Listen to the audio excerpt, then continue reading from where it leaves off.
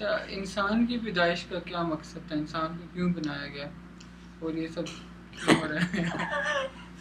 ایک تو بیٹا تکوینی مسئلہ تھا نا کہ اللہ کا اس میں کیا مقصد ہے وہ تو وہی جانتا. وہ تو ظاہر بات ہے کہ جس میں کوئی صفت ہوتی ہے نا وہ اس کا اظہار چاہتا ہے.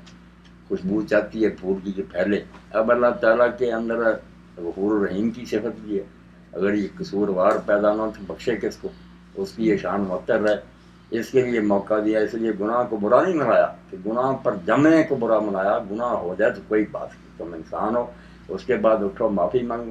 یہ تو جیسے سورج کی شعائیں نا اللہ تعالیٰ کی غفور الرحیمی کا اظہار نہیں ہوتا اگر بندے گناہ نہ کریں. اور دوسری طرف جو مجرمی رہتے ہیں، اڑے رہتے ہیں، ان کو سزا عدل کہاں ظاہر ہوگا؟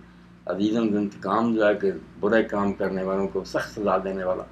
یہ اللہ تعالیٰ کی ساری صفات کے لیے ایک تھیٹر ہے جس میں نا وہ اپنے کمالات دکھا رہا ہے. بخشش اور رحمت بھی ادھر سزائیں بھی.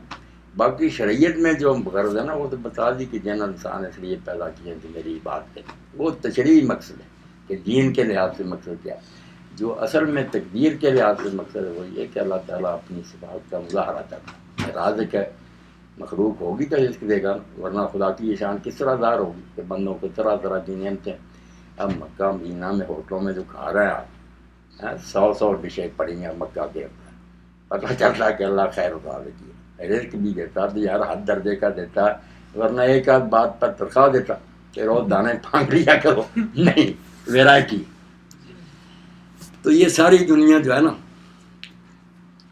ہم کہاں ہوتے اگر نہ حسن نہ ہوتا. خود غالب کہتا ہے کہ حسن جو ہے نا وہ اپنا دیکھنا چاہتا ہے نا کبھی شیشہ سامنے کر کے.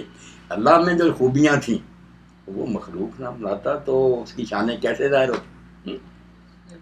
اسی مکہ پر رحم کر کے رحیم ہونا ظاہر کرتا. کئی ظالم ہیں تو ان کو پھر پکڑ کر بتاتا کہ میں عادل عمر ہوں. میں ایک اسکالر کا پڑھ رہا تھا، وہ کہتے ہیں کہ اللہ تعالیٰ خالق ہے تو اس کی خالق کی جو یہ کوالٹی ہے اسی کا ظہور ہے جو جتنی مخلوق ہے ساری. اول خلق جو ہے ظہور ہے، پھر رزق کا مرلہ آتا ہے خیر الرازق. میں نے اشارہ کر دیا نا کہ سب صفات کا ہی مدد ہے، اس کے جلوے ہی ہیں مختلف صفتیں. اب اگر دعائیں نہ سنیں تو جو سمیع دعا ہے دعاؤں کا سنیں وہ کہاں ظاہر ہو.